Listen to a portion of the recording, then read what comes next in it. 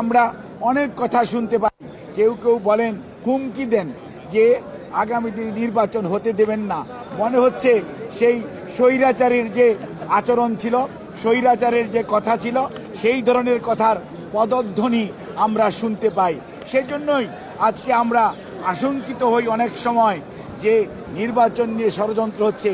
কেউ কেউ বলার চেষ্টা করেন প্রধান উপদেষ্টা মহোদয় তো প্রধান নির্বাচন কমিশনার নির্বাচন কমিশনকে বলে দিয়েছেন ফেব্রুয়ারির মধ্যভাগের মধ্যে নির্বাচন সম্পন্ন করতে।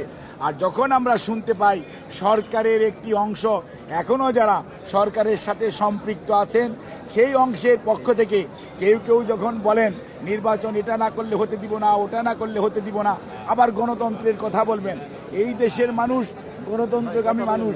এই দেশের মানুষ জানতে চায় তার প্রতিনিধিকে, তাদেরকে সরাসরি দেখতে চায়। এই দেশের মানুষ পিআর সিস্টেম কি সেটি কোনোদিন প্র্যাকটিস করেও নাই, সেটি জানেও না। পৃথিবীর অনেক দেশে পিআর আছে, নন পিআর আছে, বাট সবচেয়ে বড় গণতান্ত্রিক দেশ হচ্ছে আপনার ভারত। তারপরে বলেন ইউকে, তারপরে বলেন ইউএসএ। ওখানে কোথায় পিআর পদ্ধতি অনুসৃত হচ্ছে?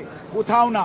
কাজেই মনে রাখতে হবে, জনগণ তার প্রতিনিধিকে সরাসরি দেখতে চায়, নির্বাচিত করতে চায়, দায়বদ্ধ করতে চায় এবং তাকে জবাবদিহিতার আওতায় আনতে চায়। কাজেই কোনো অবস্থাতেই যারা পেছনের দরজা দিয়ে ক্ষমতার স্বাদ গ্রহণ করার জন্য চিন্তা ভাবনা করছেন, তারাই হয়তো পিআর পদ্ধতির কথা বলে থাকেন। কিন্তু আমরা অত্যন্ত স্পষ্ট ভাষায় বলতে চাই, জনগণের মনের ভাষা বোঝার চেষ্টা করুন।